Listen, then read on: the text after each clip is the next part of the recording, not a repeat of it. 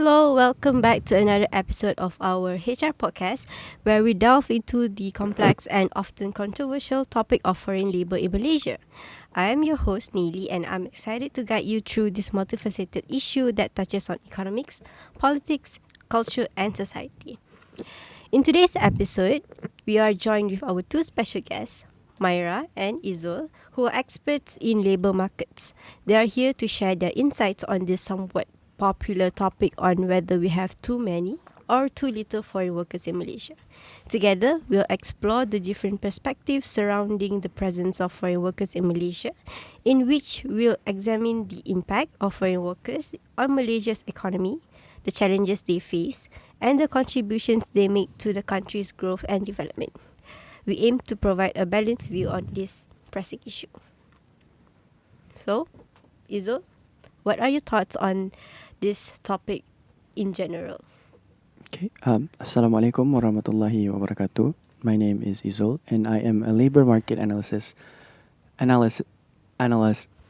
Sorry, currently working in a Fortune 500 company based in Kuala Lumpur. And our podcast today is asking the question of: Is there too many or is there too little foreign workers? And I believe that we have way too little foreign workers in our country, and I am in support of having a lot of foreign workers actually, and I believe that there is not enough currently in our country. And in my previous experience when I was younger, when I was around 19, 20, I used to work part time back in my hometown of Jitra, and I worked at um, a gas station. I will not name that gas station. And I worked at various cafes as well. And I noticed in all of these places that I've worked part time, I've noticed that there is actually one weakness that they all have, and it should be addressed, and it could be solved easily. And the weakness is the fact that the turnover rate for workers at the establishments are way too high. And what a high turnover rate means basically that new employees who come in, they leave the company in less than 3 months. So the workers, the new workers are expected to only work for about a month or two, and then new replacement workers will come in. So in these workplaces that I've worked in, there is no seniority at the workplaces, and because there are always like new workers every single month. And this high turnover rate, which is it is called an HR, and it can actually lead to decreased productivity in workers, because senior workers, they would have to always like spend time training new people. They would always have to spend time learning new people, learning to know new people basically, and they would have to see new faces each and every month. And personally, I have experienced this also in one of the establishments that I've worked in, where the training that I got was basically like the training was just very short period, and it was something like skada cukup. Like it was only for me to learn just the basics of what I had to learn. And this problem, it leads not to only what I just mentioned, which is the productivity rate. It also leads to company losses, and it can actually be solved with one thing, which is actually the recruitment of foreign workers. And foreign workers in this case is, of course, the ones that are not illegally brought here. And basically, the foreign workers who have the correct visas and also the correct security bonds that have gone through the Malaysian Immigration Department. And of course, there are many advantages on why employers should prefer foreign workers rather than domestic workers. Firstly, the cost is cheaper to hire foreign workers, even though they might have the same or even higher academic qualifications, or even qualifications of certificates. And we should see that the retail and food and beverage industry in Malaysia should hire even more foreign workers, because if we see some examples of let's look at when I used to be in IIM Pago, there was a mama, and it was called Mama Zia Fatima. And we can see from that mama and from that restaurant, we saw that most of the workers were of foreign descent. They were not of Malaysian descent. And you can see that the actual establishment, it went well. Like they have profits. They, of course, had good workers and people liked them. People went there and it was very popular among students. And this idea of bringing in foreign workers, it goes in line with like Malaysia's idea of wanting to be a culture part of like cultures, right? And this intake of foreign workers in a workplace can not only emerge new cultures, perspectives, and traditions, but also languages in when we bring in, of course, foreign workers. So I believe that is my take on this hot topic on whether we have too little or too foreign workers, and I believe that we have too little foreign workers, and we should bring in more foreign workers. I see. Okay, thank you, Izzul. Because yeah, according to the statistics that I found, also like, as compared to the previous year, the number of foreign workers actually decreased. So it's true when we bring in like more foreign workers, it adds to the culture, and also we can reach the target of, if I'm not mistaken, Malaysia has this target of number of citizens that they want to achieve. So I think that adds up to that. But however, Myra, do you have any opinion on this matter? Are you agreeing with Izzul, or do you have like a different point of view to this topic? Okay, thank you, Nili. Assalamualaikum. I am Myra. I'm a labor market critic. As of now, I would say I have a slightly different opinion on that, because if we're talking about foreign workers, I think it shouldn't be. We shouldn't create a dependency on foreign workers, because as of now, I think Malaysia has enough workforce, manpower that we need, and especially our fresh graduates. So, in terms of talking that we have too little foreign workers, I think I have to beg to differ. And talking about personal experience, I think we came from a same university Yes. apparently. That's wild for me, because maybe we're the different batch, right? So I came from IIM Pago as well. So like, considering the fact that you mentioned the Mama Zia Al Fatima, but like, we're talking about the options that we actually have, the students actually have there. So like, I think it's not the matter of like the service provided by the foreign workers itself. It's just that students have no options in the first place to begin with. And if we're talking about other places near Mama Zia Al Fatima, we can talk about there's one Chinese Muslim restaurant that I really enjoyed back then, which is Bundalin. Mm-hmm. They are Malaysians, and they provide good service as well. So I don't see any dependency in terms of like, foreign workers create a better environment in terms of work environment. And we're talking about lower wage that you mentioned. So, but Mr. Izzul, even bringing the workers into our country takes up to 15 to 20k per worker. So I think you already lost much to actually gain a lot already. So it just makes sense, the fact that they make lower wage, because trying to make them enter our country also already take a lot, even more than the fresh graduates make for like 5 months. That's half a year.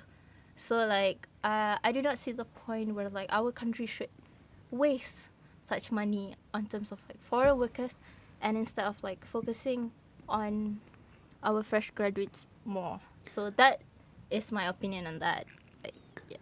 But just would like to ask you, would our fresh graduates actually like to, do they have this attraction to jobs that are not of like office jobs in the air conditioned rooms, in places where it is actually comfortable for them? Would they want to work at places that we call as the 3Ds, dirty, demanding, and also dangerous jobs? For example, what's it called? maybe somewhere in the restaurant. Would actually fresh graduates want that, or do you think that our fresh graduates are too picky in picking jobs? Do you think that? No, I don't think so. Because you said it yourself that you work at a petrol station. I don't think you are that picky, aren't you? I picked that job because it was a part-time job. But would fresh graduates of having a degree and a diploma, would they actually pick that job if they had to do a full-time job? I think it is up to the mentality of people nowadays. If we see the pattern nowadays, it's not much of a about the job. It's about the payment. If it's actually worth to work, because we're facing a very difficult economy situation right now. We're having inflation, and of course, regarding the country with like a huge debt as of the moment, I think it's just makes sense for them to actually think and pick their job before actually enslaving themselves 9 to 5 with such even lower from the minimum wage. So I think it's all about, like you mentioned, about 3D Mhm. jobs, which I know, like, like cleaners, and also like basically unionized blue collar jobs. Mhm. So I think it's all about like rebranding, because every human, I believe, like they want to feel entitled at one point. They want to have a dignity in their job. They want to feel like, oh, they belong, like they are good at something. So I think that's the point in where you make these jobs become more Appealing. appealing. Yes, because in our mentality in Asian countries mostly, like when you work as cleaners or like at the factories, they would think like, oh, like sengket lah orang kata dalam bahasa Mm. Melayu tu. It's the stereotypes, yeah. Yeah, it's a stereotype. But if you think about it, people who work as cleaners and as factory, that is like a job that you would say is not easy, because not everybody wants it. But it offers you a lot of benefits actually. So I think it's the country, especially the Ministry of Economy, should find ways to actually rebrand this position so that it becomes more appealing, and as well as increasing the minimum wage for these jobs. Because if we actually give them what they are worthy of, I don't think there is a need for us to just take foreign workers into it, and especially like taking these jobs from our fresh graduates itself. So it's not actually about the job, it's about the payment. That's my point of view on that. I see. Thank you, Myra. So, yeah, you have a completely different view from Izzul, which is like you said that we shouldn't be dependent on foreign workers. But then again, Mr. Izzul talked about how some companies prefer hiring foreign workers, right? So, like in your opinion, what are the specific industries in Malaysia that rely heavily on foreign labor, and why do you think so? Okay, so this goes back to the 3Ds, which is dirty, dangerous, and demeaning. And Mm-hmm. I would see that there is actually a pattern of, let's say, we give an example of construction workers. If you go to, let's say, a Sime Darby Holdings construction site, you would see that most of the workers are of foreign descent. You would see Bangladeshi, you would see uh, Nepalese, you would see just not Malaysian descent or domestic labor. You would not see that in construction sites. So, a an industry that I see personally, and of course, the statistics back it up in Malaysia, is that construction jobs or construction sites, they have the most foreign labor. See that? I see. Interesting. So yeah, since there are different views on that, and basically we can categorize the industries according to the workers that are needed by the business itself. So there's like one question that came to my mind, like because you've said that you've worked in a petrol station before, so obviously you would have interacted with some of the foreign workers yourself. So did I share with you like how did they try to integrate into the Malaysian culture and society? I see. Well, I personally have never worked with a foreign worker. I mentioned that in the petrol station there was no foreign workers, but Oops, basically my bad. how to solve the problem of a high turnover rate was basically foreign workers. But from my experience, basically interacting with a foreign worker, I know that they actually have the will and spirit to actually learn Bahasa Melayu and maybe our culture. I've seen workers have a more they have a better Bahasa Melayu better than those of actually who are Malaysian and possess an IC. I have seen that before personally from what I've seen. And I know and believe that foreign workers, they actually have this extrinsic motivation to actually work better than what a comfortable domestic worker would have, because they actually have families back at home, and that is their extrinsic motivation to actually do better in the job, and of course to get salaries and to get promotions and to get pay raises. So yeah. Thank you. Sorry, I thought you really worked with a foreign worker. So like, yeah, it's good that you've interacted with them as well. So, Myra, I have a question. So, how can you see Malaysia balance the need for foreign workers with the interest of local workers? Like you said, we shouldn't be dependent on just foreign labor. So, how do you see Malaysia balance this issue? Because I don't think it's gonna like completely we're gonna be completely dependent on just our local workers. So like in your opinion, what can Malaysia do? Um, f- Thank you, Nayli, for the question. I think, in my opinion, Malaysia is doing something. They have done it basically. So I got here like in December last year. Economy Minister, our Rafizi Ramli, said the government will make reducing foreign labor dependence a priority in 2024 in a bid to create higher paying jobs for locals and drive Malaysia's economy up the value chain. Um, and you're talking about the fact that how do we balance it? Okay, Yeah. I see the fact that um, the what Rafiz Ramli is actually suggesting right now is what we need to focus on in order for us to balance it. Because I don't know if you look into the news or whatever, but the increasing uh, amount of foreign workers here are actually very much obvious, and you can see in the report through like during Raya, where like people are mentioning like it is full, they are full. There are many of them in the mall, so I think that is like already a point where you can take the fact that oh, they are here and they're already here and they're already dominating some parts of our country.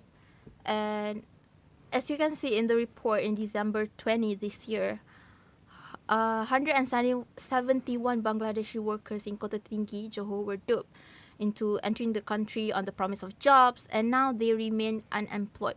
So from there, I see there is no point actually, because there are a lot of like loopholes when you take foreign workers, because I mean it already take a lot of money to get them here. So like I think the point is where the fact that we need to reduce it, the amount of foreign workers here. Yes, you did mention some of the companies actually prefer hiring foreign workers because uh, they they are fine with like minimum wage and everything.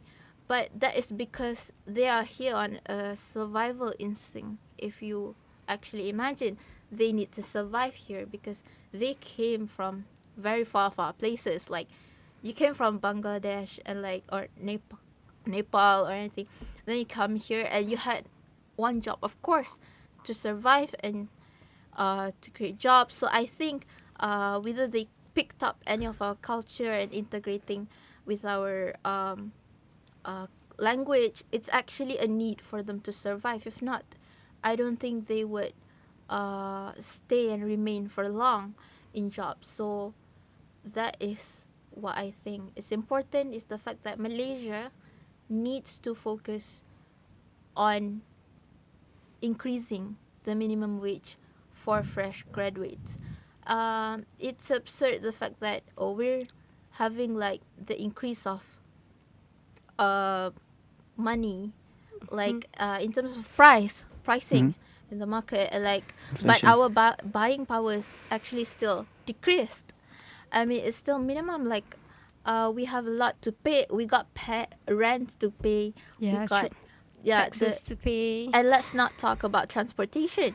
We are still lacking in terms of our public transportation. So that requires money more to transport even to your workplace. So this is a matter of like a lot of economy, which like it's a cycle.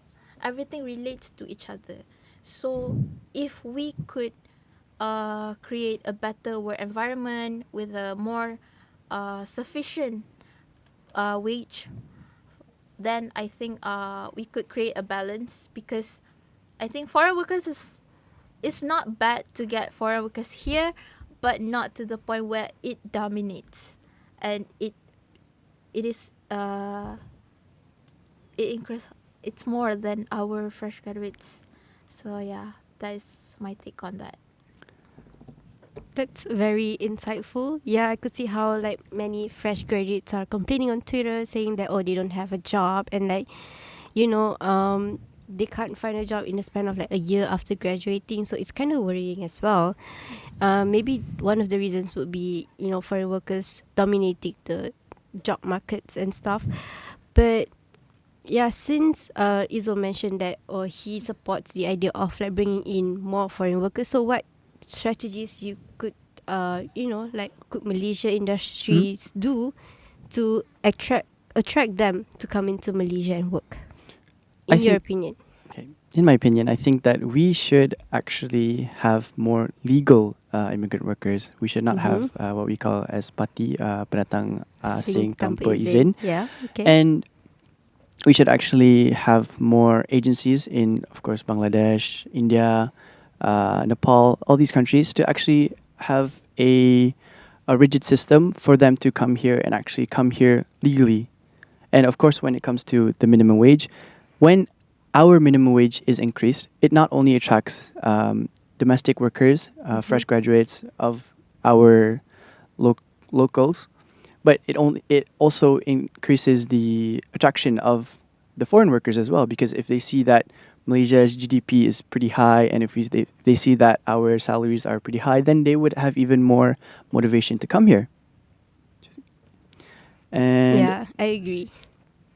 and uh, in my opinion, I feel like if the problem of our fresh graduates not having a job, it could be solved by them emigrating somewhere else, not just finding jobs in Malaysia, but our fresh graduates being not so immigrants, but of course being emigrant workers. For example, moving to Singapore, Thailand, maybe places like that, where they can actually find better jobs, better paying jobs, because of course in Singapore the pay is even higher, and it could be even a bigger opportunity if they were to work in our country of Malaysia. So this idea of immigration and emigration, immigration could come help our country, but also emigration can help to solve this problem to our local fresh graduates, where they go to, of course, overseas and find better job opportunities. I see. So you're saying that we should get out and like find Yeah, jobs, I macam would. berhijrah lah gitu. Yeah, I would say that. I think there are better job opportunities than our country. There are better job opportunities But in European countries, in better Asian countries. For example, Singapore. That's a good example, and it's our neighbor. So I feel like this concept of moving out or like finding experience elsewhere, mm-hmm. it would of course help our country as well, because when someone goes to another country, they of course have this intention of going back to their country. So when they go back, So let's go. Let's say this person, she moves to Singapore for 3 years, and then she comes back. She has this experience that none of the other workers or employees, sorry, that that are in Malaysia that have never been to overseas experience. However, those who have emigrated and have came back, they bring this kind of a new outlook in working. There could be new cultures, there's new experience, and it could actually be better for our country. Understood. So the culture that they bring back or the experiences that they brought back to their own country will help to develop Yeah. the businesses more. I believe so. Well, yeah, I agree to that because sometimes the course that you study here isn't what I mean. Like sometimes your country do not have the specialty in that course, so it's better for you to like move out and like work somewhere that has the specialty in that course. Like for example, I have a friend who's doing chiropractor, but he's actually in Australia because he said that it's better. He has better job opportunities there as compared to Malaysia, but he do wants to come back to Malaysia. So like I could see how how my friend could relate to Izzul's story and opinion. So yeah, before we end the session, I would like to say thank you to our sponsor, Bite Size Brookies, for sponsoring our drinks and cookies. Brookies to be exact, so it's a combination of brownie and cookies. So if you guys want to get your own brookie, make sure to log into Instagram and find their page, bitesize.png. Okay, so I think one takeaway point from this session is that it's okay to bring in foreign workers, but we still need the balance. Like in everything that we do, we have to have balance, so that it won't be too much or too little. So yeah, so that's all from this podcast. Thank you. Stay tuned for the next episode.